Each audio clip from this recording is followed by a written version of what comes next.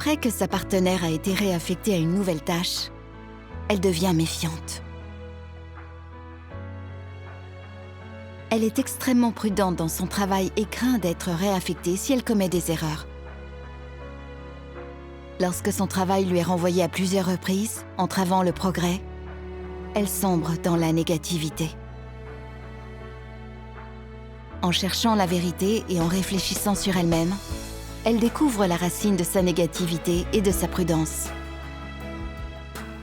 Et après avoir compris les intentions de Dieu et pratiqué la vérité, elle remplit son devoir de manière détendue et libérée.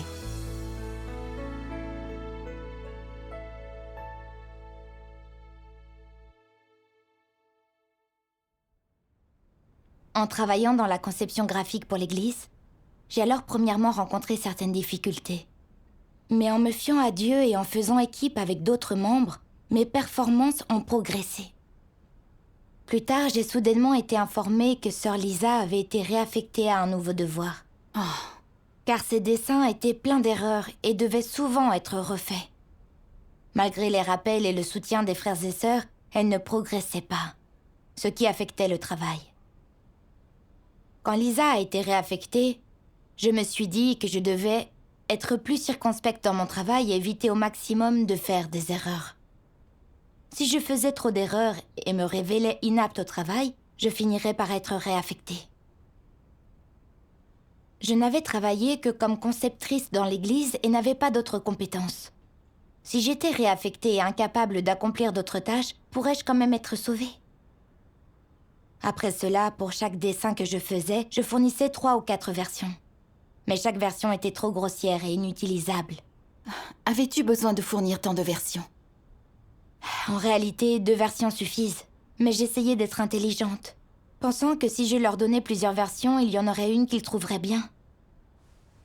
En conséquence, plus je devenais circonspecte, plus je faisais d'erreurs. Le chef d'équipe m'a rappelé que je devais être plus sérieuse et appliquée. Assurer la qualité de chaque dessin et ne pas faire de l'à peu près. Quand le dirigeant m'a dit cela, je n'ai pas réfléchi ni fait le point sur les aberrations dans mon travail. Je me suis juste inquiétée de savoir si le dirigeant n'allait pas me trouver inapte au travail et me réaffecter. Et j'ai encore eu plus peur de faire des erreurs dans mes créations.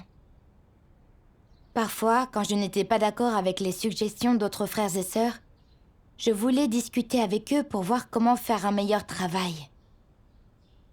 Mais j'avais le sentiment que si j'ouvrais la bouche, les gens penseraient que j'étais négligente et que je ne voulais pas faire de correction. Si je faisais une mauvaise impression aux gens, je risquais d'être réaffectée. Je devais être prudente et montrer que je pouvais accepter des suggestions et que j'étais diligente et responsable. Alors, j'ai préféré ne rien dire. Se méfier et ne pas chercher quand des problèmes surgissent retarde le travail. C'est juste. Durant cette période, plus je m'inquiétais à l'idée d'être réaffectée, plus je commettais d'erreurs. Un dessin a été renvoyé plusieurs fois et a retardé le travail. Je ne pouvais produire qu'environ un quart de ce que je faisais avant en une semaine. Voyant que ma performance s'en ressentait, le chef d'équipe m'a traitée en me disant « Tes dessins sont médiocres depuis quelque temps. Ils sont toujours renvoyés et tu te montres inefficace. Tu te concentres sur ton travail ou pas? Quel est le problème? Y as-tu réfléchi ?» La critique du chef d'équipe m'a vraiment ébranlée. J'ai compris que je ralentissais l'avancement de notre travail et que maintenant mon vrai visage était exposé aux yeux de tous.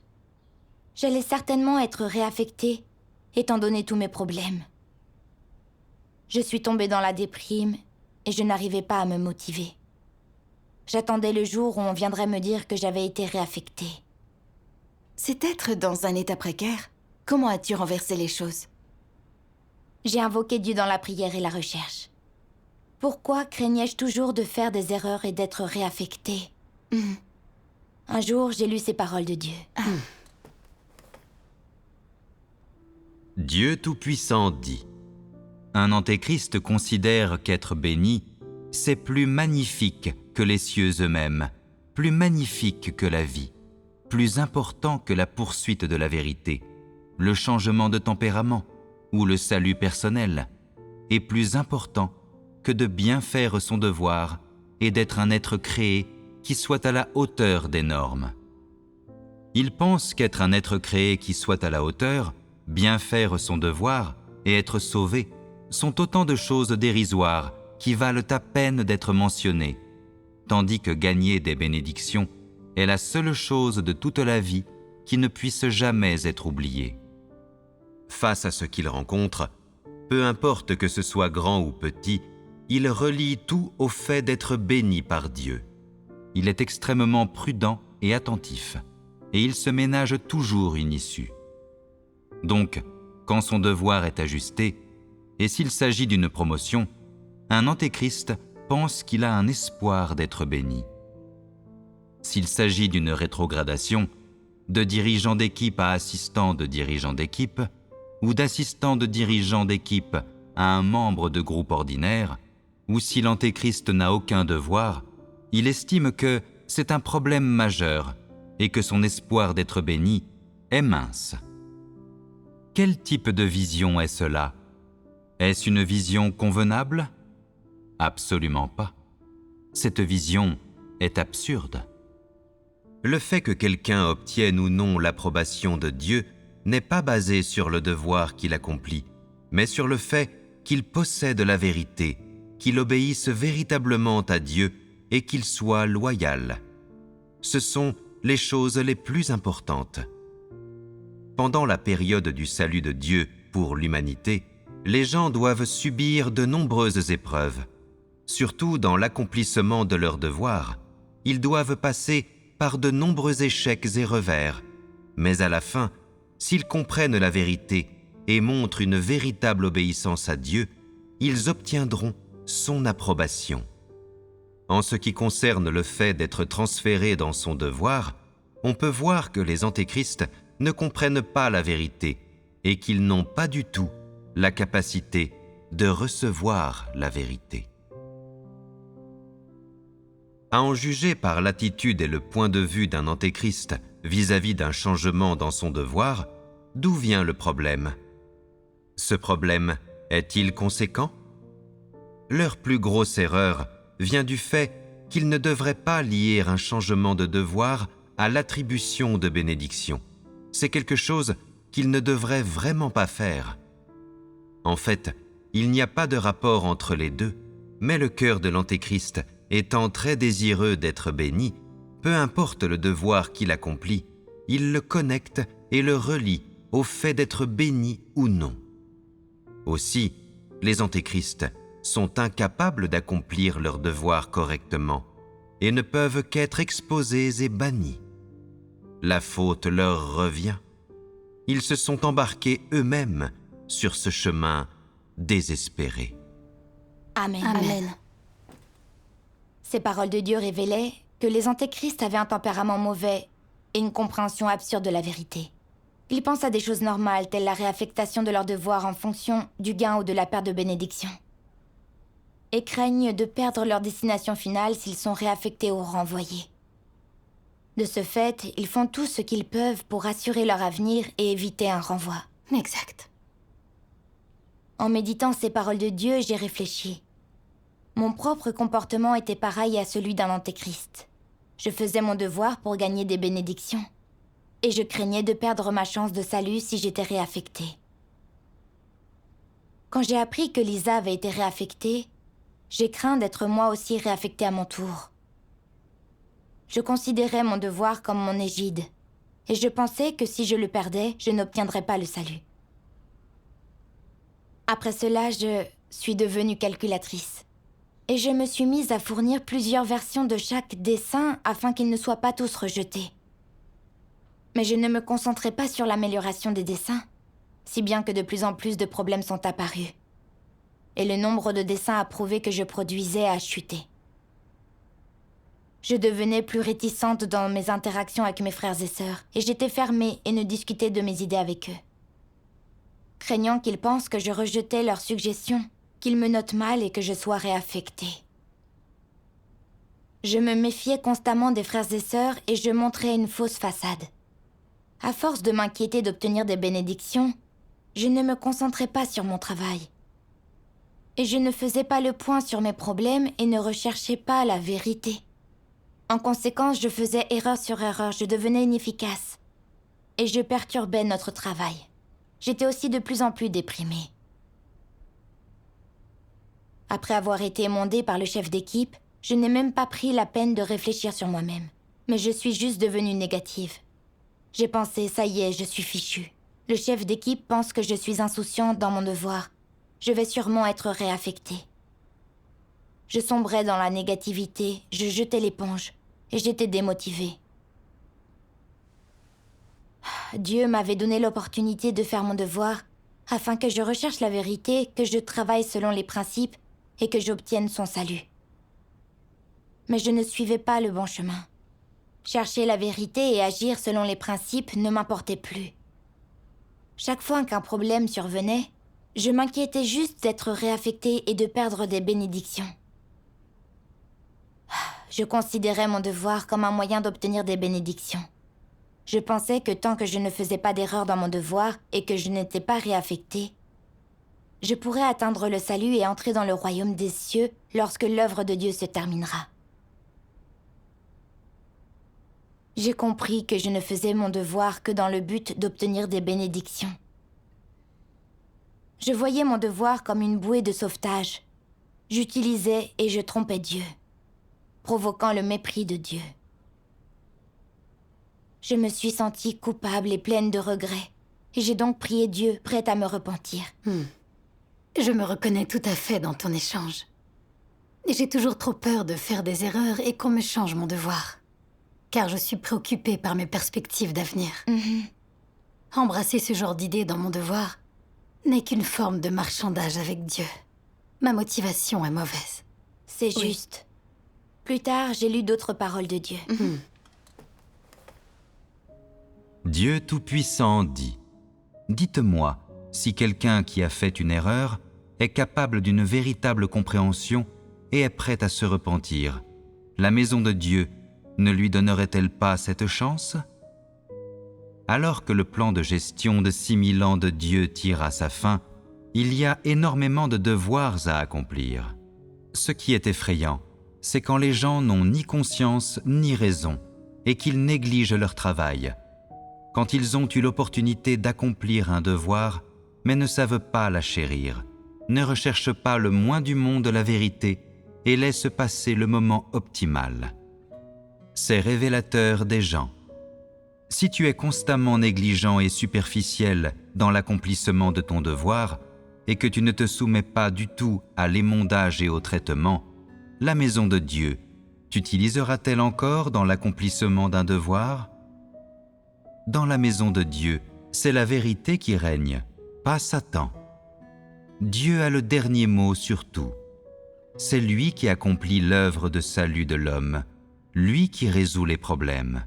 Ton analyse de ce qui est bien et mal n'est nullement nécessaire. Il te revient seulement d'entendre et d'obéir.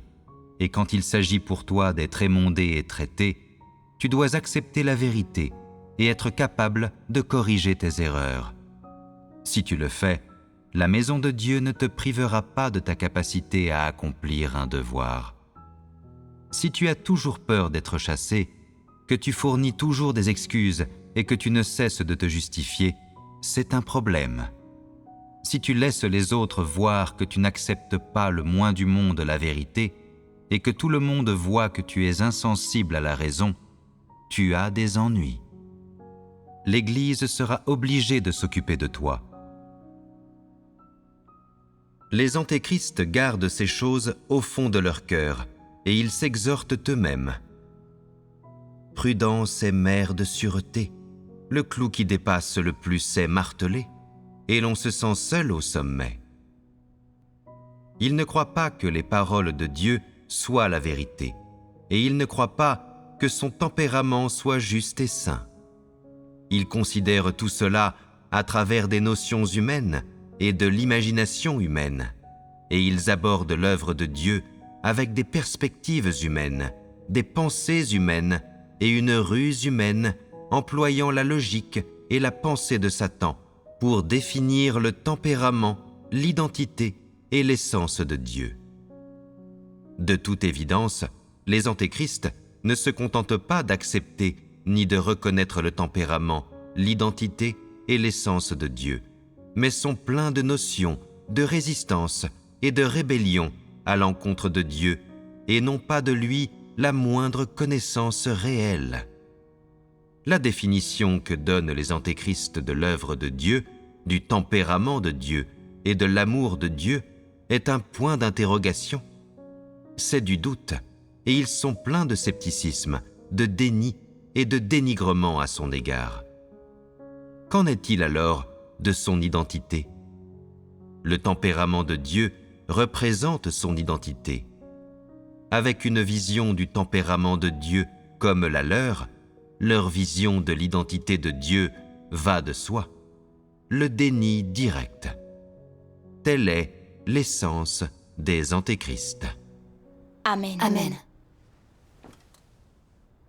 Dieu dit que les antéchrists ne croient pas que ses paroles sont la vérité et ne voient jamais les choses à la lumière de ses paroles. Au lieu de cela, ils considèrent toutes choses en fonction de leur perfidie et de leur logique satanique. Leur tempérament est très mauvais. Oui. Me considérant à la lumière des paroles de Dieu, j'ai réalisé que ma façon de voir les choses était comme celle d'un antéchrist. Quand Lisa a été réaffectée, au lieu de considérer la question en termes de vérité et de principe, j'ai adopté cette idée satanique selon laquelle prudence est mère de sûreté.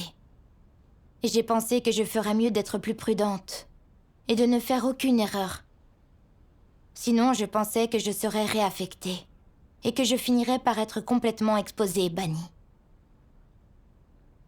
En accomplissant mon devoir, j'étais même réticente à exprimer ma pensée lors d'échanges avec des frères et sœurs. Je ne m'ouvrais pas et je n'échangeais pas sur mes idées, craignant d'être réaffectée si je disais ou faisais quelque chose d'incorrect. Quand le dirigeant m'a traitée et rappelé d'être bien diligente dans mon devoir, je suis devenue méfiante, pensant que si j'étais traitée, cela signifiait à coup sûr que je serais réaffectée et que je perdrais ma chance d'obtenir le salut.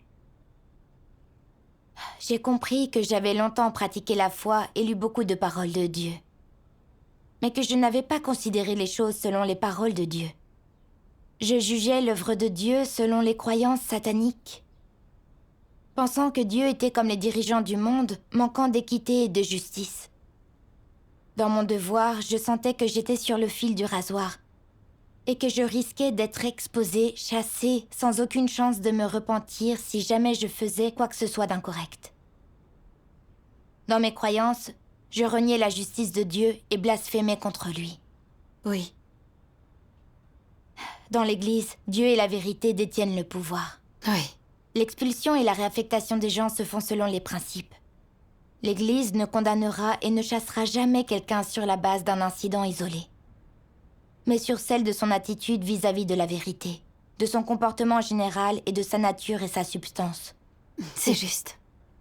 Lisa bâclait toujours son devoir, ce qui nuisait au travail de l'Église. Les frères et sœurs échangeaient avec elle sur la vérité, la soutenaient, l'exposaient et la traitaient. Mais elle ne montrait aucun signe de repentir, elle a donc été réaffectée. De plus, sa réaffectation ne signifiait pas qu'elle serait complètement chassée.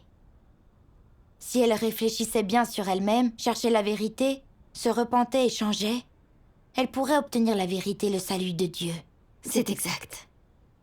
Mais si elle ne se repentait toujours pas et n'acceptait pas la vérité, après avoir bénéficié d'échanges et avoir été traitée plusieurs fois, alors elle serait exposée et chassée. Oui. L'Église réaffecte les gens selon les principes. Même lorsque les gens commettent des transgressions, Dieu leur donne une chance s'ils se repentent. Dieu sauve les gens dans la mesure du possible. Exact. J'ai pensé à comment Dieu s'était occupé de Ninive. Lorsque Dieu avait pris conscience de la corruption et des péchés des habitants de Ninive, il avait envoyé Jonas les prévenir et leur avait donné 40 jours pour qu'ils se repentent. Ils avaient alors revêtu un sac, s'étaient assis dans la cendre et s'étaient repentis. Dieu avait constaté leur sincérité et leur avait pardonné. Cela montre que ceux qui transgressent ne sont pas tous chassés. Dieu voit si les gens se repentent et sont sincères. Je n'avais pas cherché la vérité ni considéré cette question selon les paroles de Dieu. ayant une attitude de méfiance et d'incompréhension. Je résistais à Dieu et luttais contre lui. Et si je ne me repentais pas, je serais exposée et chassée. Puis j'ai lu 2 passages des paroles de Dieu qui m'ont donné une meilleure idée de ses intentions.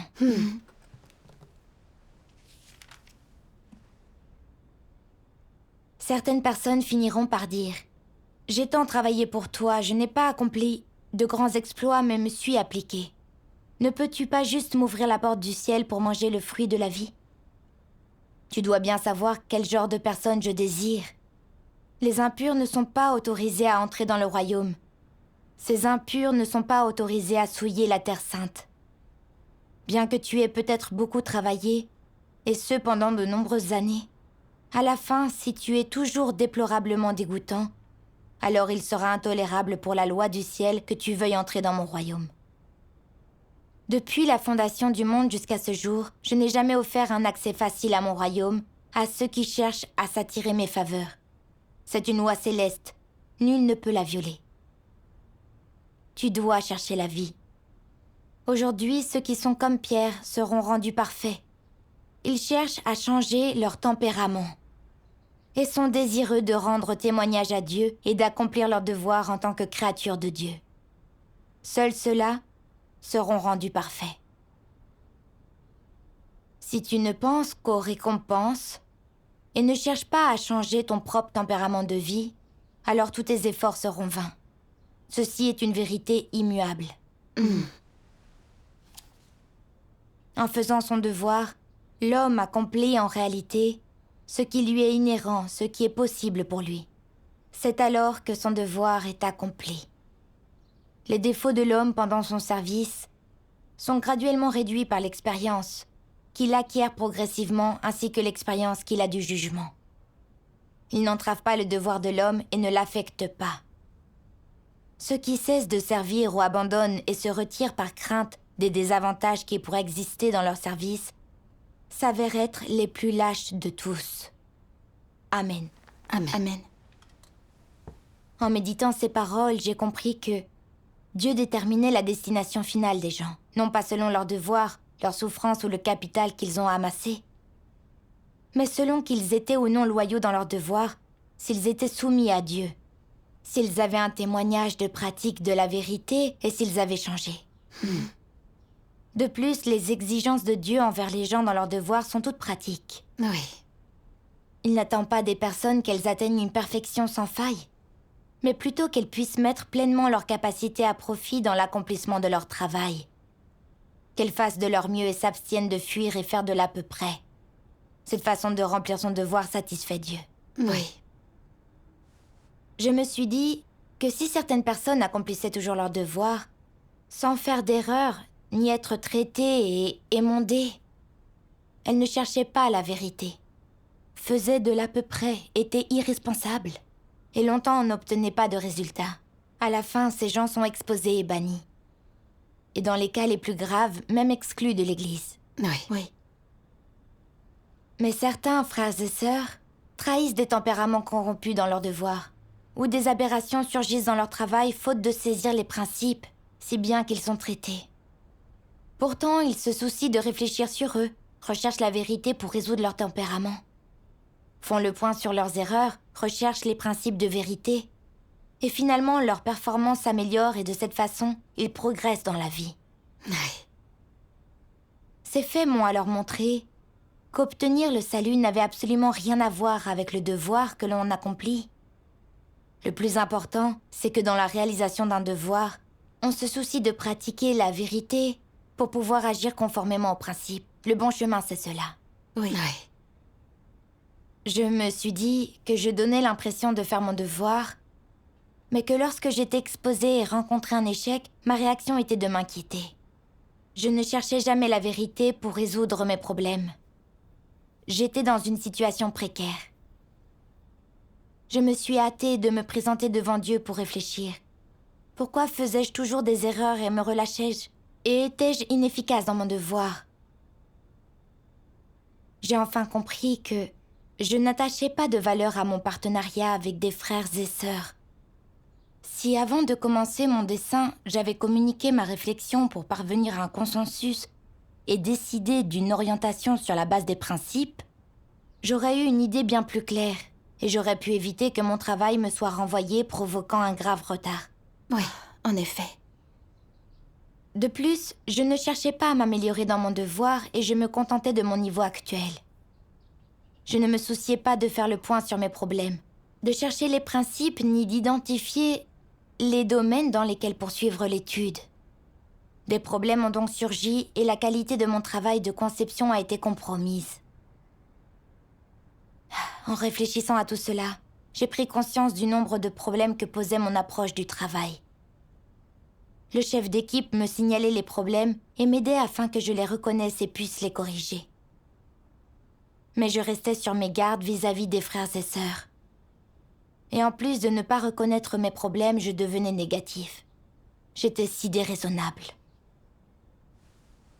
J'ai été pleine de culpabilité. Et j'ai décidé de remédier à mes problèmes au plus vite. D'après ton échange à propos de ce que tu as appris, j'ai compris qu'il était normal d'échouer et d'être exposé. Nous devons passer par là pour nous connaître et atteindre un certain niveau. Si nous refusons nos devoirs par peur de faire des erreurs, nous perdrons l'occasion d'atteindre la vérité et d'être perfectionnés. C'est juste. Après, j'ai lu ces paroles de Dieu. Dieu Tout-Puissant dit : si quelqu'un est ouvert, il s'agit d'une personne honnête. Cela signifie qu'il a complètement ouvert son cœur et son esprit à Dieu, sans avoir rien à cacher et sans devoir se cacher de rien. Il a pleinement livré et montré son cœur à Dieu, ce qui signifie qu'il s'est entièrement donné à lui. Sera-t-il encore éloigné de Dieu ? Non. De cette façon, il lui est facile de se soumettre à Dieu. Si Dieu dit qu'il est malhonnête, il l'admettra. Si Dieu dit qu'il est arrogant et suffisant, il l'admettra aussi. Et il ne se contentera pas d'admettre ces choses et d'en finir. Il est capable de se repentir, de lutter pour les principes de la vérité, de reconnaître ses erreurs et de les rectifier. Il aura vite corrigé bon nombre de ses manières erronées, et il deviendra de moins en moins malhonnête, rusé, négligent et superficiel. Plus longtemps il vivra ainsi, plus il deviendra ouvert et honorable, et plus il se rapprochera de l'objectif de devenir une personne honnête. Voilà ce que signifie vivre dans la lumière. Ceux qui vivent dans la lumière sont-ils capables d'accepter l'examen minutieux de Dieu ? Pourraient-ils encore cacher leur cœur à Dieu ? Ont-ils encore des secrets qu'ils ne peuvent pas dire à Dieu ? Ont-ils encore des petits tours louches dans leur sac ? Non.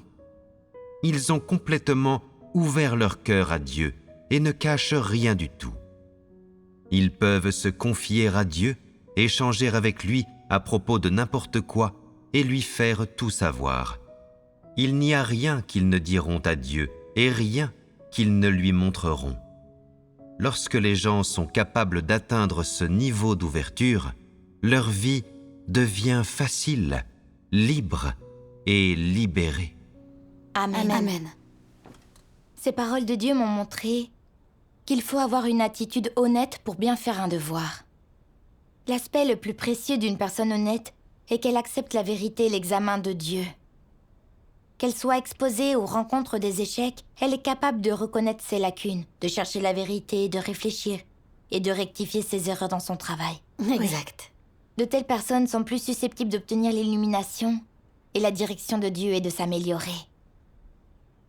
Quand les gens investissent leur énergie dans le bon chemin, ils voient qu'ils progressent et toutes leurs inquiétudes et leurs peurs disparaissent naturellement. Oui. Dieu soit loué. Quand on comprend la volonté de Dieu, un chemin de pratique s'ouvre. Exact. Ayant compris la volonté de Dieu, j'ai pratiqué consciemment ce chemin dans mon devoir. Puis, en travaillant sur un dessin avec Alicia, mon projet m'a finalement été renvoyé parce que je n'avais pas compris le principe comme il fallait. Et j'ai craint de nouveau d'être réaffectée si je faisais trop d'erreurs. Cependant, à cette pensée, je me suis rendu compte qu'une fois de plus, je pensais à mes perspectives futures.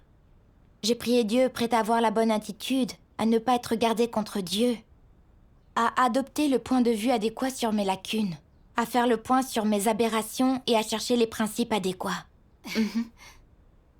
Après cela, je me suis ouverte à Alicia au sujet de mon état d'esprit. Et non seulement elle ne m'a pas réprimandée, mais elle a même échangé sur certaines voies particulières à suivre pour mes lacunes. Mes dessins se sont vraiment améliorés.